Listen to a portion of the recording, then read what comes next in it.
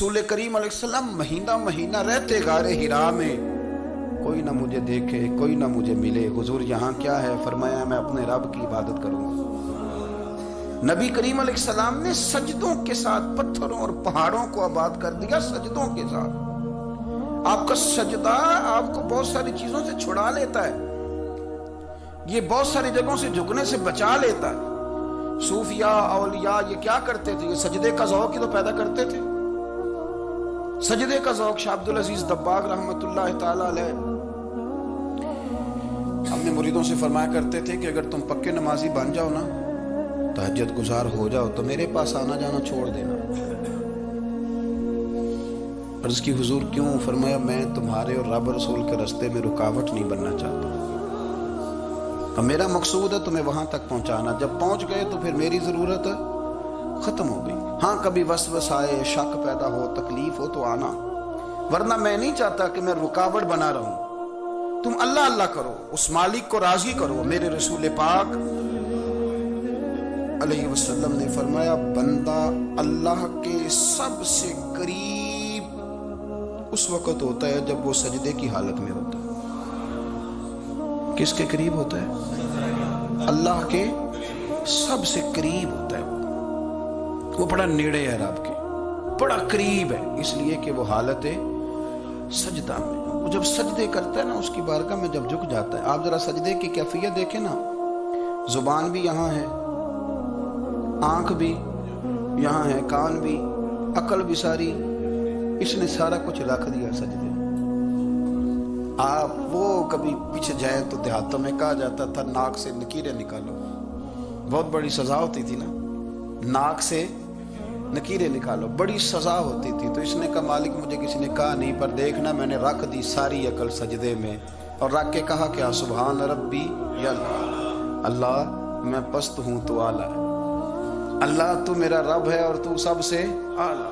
اتنا، اور فرمایا جب یہ اس کیفیت میں ہوتا ہے تو پھر یہ اپنے رب کے قریب ہوتا ہے۔ کثرت عبادت، نوافل۔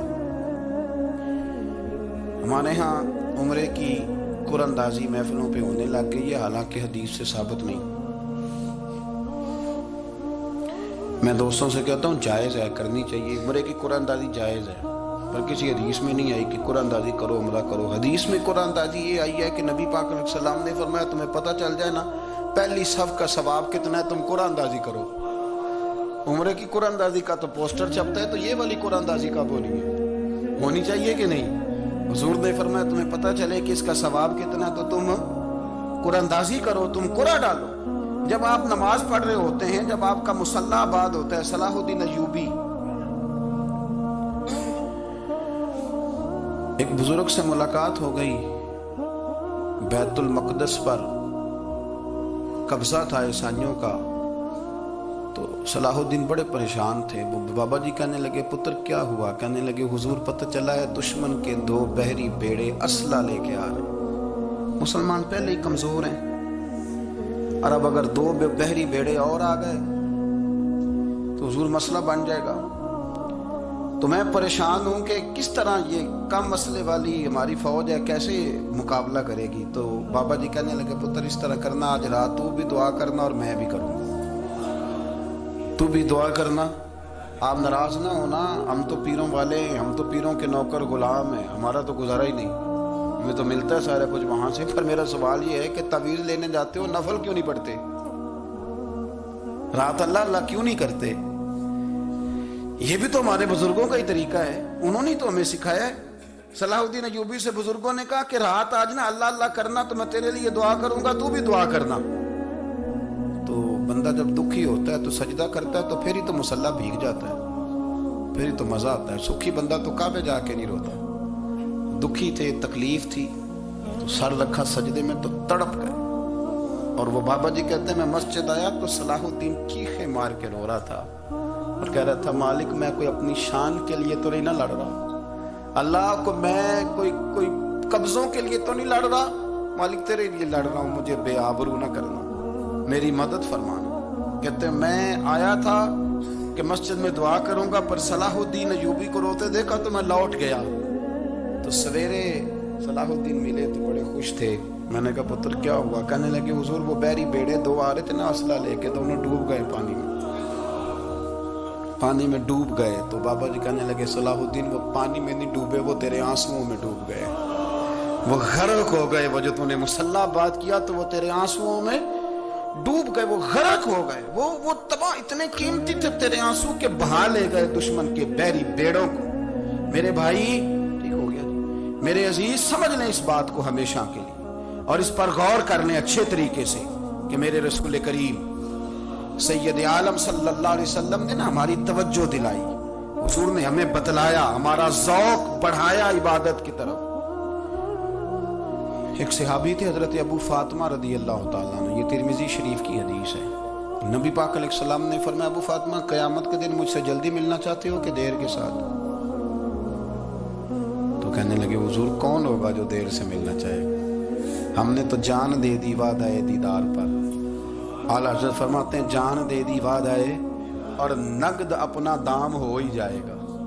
مجھے لگتا ہے کہ یہ سودا نقد و نقد ہو جانا ہے، چونکہ ہم نے جان دے دی وعدہ دیدار پر۔ آپ نے وعدہ کیا تھا کہ مریں گے تو پھر زیارت ہوگی، تو مر گئے ہم زیارت کی خاطر۔ جان دے دی وعدہ دیدار پر تو نقد اپنا دام ہو ہی جائے گا۔ اے رضا ہر کام کا ایک وقت ہے، دل کو بھی آرام ہو ہی جائے گا۔ تو حضرت ابو فاطمہ رضی اللہ تعالیٰ عنہ سے نبی پاک صلی اللہ علیہ وسلم نے فرمایا جلدی ملنا چاہتے ہو کہ دیر سے؟ عرض کی حضور فٹافٹ ملنا ہے، میں نے قیامت کے دن آپ سے جلدی ملنا ہے۔ تو نبی پاک علیہ السلام نے فرمایا پھر اس طرح کرنا، دنیا میں رہ کے سجدے زیادہ کرنا، پھر سجدے زیادہ کرنا، قیامت میں ملاقات جلدی ہو جائے، قرب ملے گا تمہیں۔ اپنے بچوں کے اندر دیکھیں نا، ہم شوق پیدا کرتے ہیں، ہمیں صحیح لفظ نہیں بولنے آتے پر ہم بچوں میں شوق پیدا کرتے ہیں کہ پتر ڈاکٹر بن جائے گا تو بڑا نفع کرے گا، تو لوگوں کی خدمت کرے گا، ملک و ملت کی خدمت کرے گا، تیرے ابا کا نام روشن ہوگا، تیرے دادا کی تعریفیں ہوں گی۔ ہم یہ ذوق پیدا کرتے ہیں، ہم اپنے نوجوانوں کے اندر یہ فکر پیدا کرتے ہیں، انہیں ہم سمجھاتے ہیں کہ میاں جب تم پڑھو گے، محنت کرو گے تو فلاں آدمی کی طرح تمہارا نام ہوگا۔ یہ جتنا ذوق ہم بچوں کے اندر ان چیزوں کا پیدا کرتے، ہمیں حکم ہے کسی طرح ہم ذوق پیدا کریں کہ پتر نماز پڑھے گا تو اللہ راضی ہو جائے گا، تو سجدہ کرے گا۔ دیکھیں نا میرے رسول کریم علیہ السلام نے فرمایا 7 سال کے بچے کو مسجد لے کے جاؤ، یعنی اسے شوق دلاؤ، اس کے اندر یہ خاصیت پیدا کرو کہ اس کا دل کرے مسجد میں جانے کو، اس کے اندر یہ خصوصیات لاؤ کہ وہ ہمارے ہاں نا ہر چیز کو پروموٹ کیا جا رہا ہے، ہر چیز کو، یعنی سر سنگیت سکھانے کے لیے اکیڈمیاں بن گئی، ہر شے پروموٹ ہو رہی ہے، عبادت کا جذبہ کم ہوتا جا رہا ہے، اللہ اللہ کا ذوق ہمارے اندر نہیں رہا۔ اور اتنا مشکل ہم نے اپنے لیے بنا لیا ہے کہ وہ بندہ جو بڑی زبردست مذہبی گفتگو کر رہا تھا اور تگڑی بات کر رہا تھا، کیا بات ہے، لیکن نماز کے بارے میں کمزوری دکھا جاتا ہے، نوافل کے بارے میں وہ چپکے سے نکل جاتا ہے۔ امام احمد بن حنبل رحمۃ اللہ تعالی علیہ، مسند امام احمد بن حنبل 14 جلدوں میں ہے مارکیٹ میں، اور مجھے تو خیر پسند ہی بڑی ہے، میں نے تو کئی دفعہ پڑھی ہے، اور کیا بات ہے امام احمد بن حنبل کی، کیسے تگڑے قسم کے محدث تھے اور اللہ نے کتنا انہیں اعزاز عطا فرمایا ہوا۔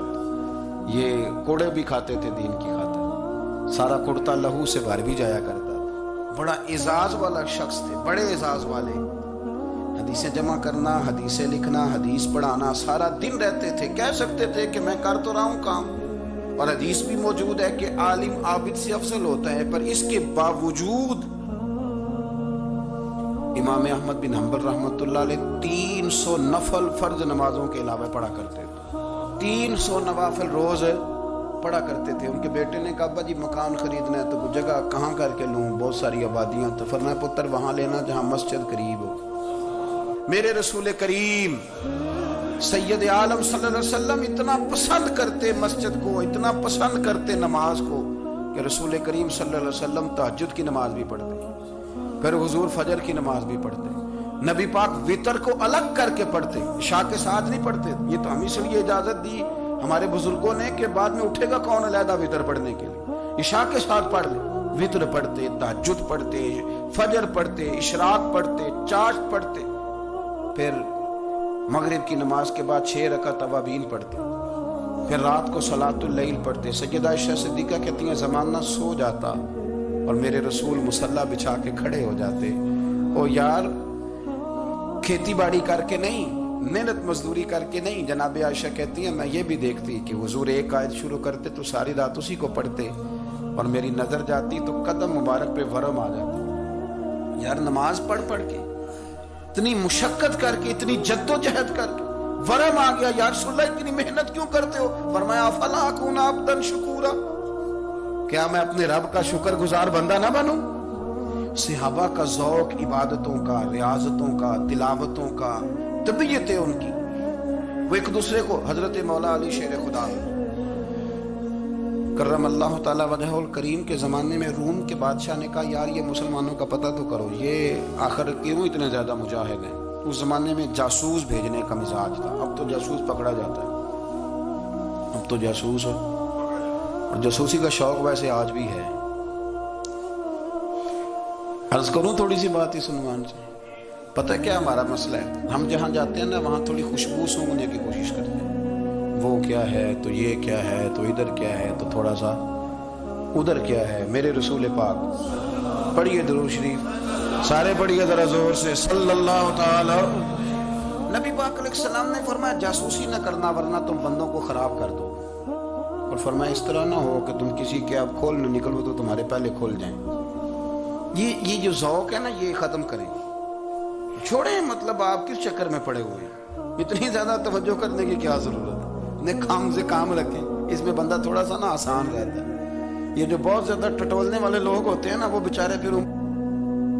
ویڈیو دیکھنے کا شکریہ۔